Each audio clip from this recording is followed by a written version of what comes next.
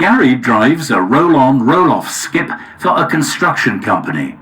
He often works off-road on building sites and industrial estates where the road surface is not always good. The company Gary works for advises their customers that the maximum weight of the skips should not exceed 12 tons.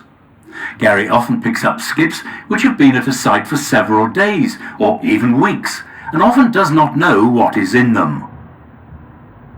Gary picks up a skip from a demolition site and he is stopped and weighed by an authorized officer. It's found that the vehicle is 2 tons overweight. Who may be prosecuted? Gary and his employer. Which of the following may be a legal defense to being overweight? The driver was on his way to the nearest public weighbridge. Gary picks up an open-topped skip from an office refurbishment project. There's a mix of materials on the vehicle including old desks, filing cabinets and cardboard boxes. Despite Gary netting the load, some of the cardboard flies off the vehicle in transit. Who may be prosecuted? Gary and his employer. When taking away controlled waste from a site to a recycling plant, what additional documentation must Gary carry in his truck?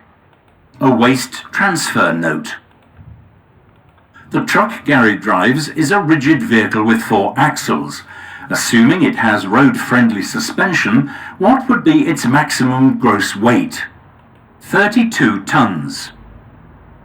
When leaving a skip at a customer's premises, what should Gary take account of? Any overhead cables. What checks should Gary make on the skip before lifting it from a customer's premises?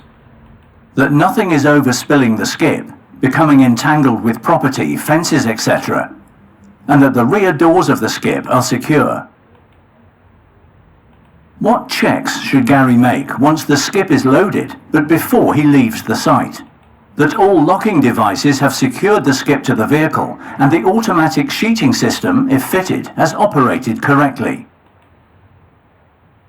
What is a PTO, a power takeoff device?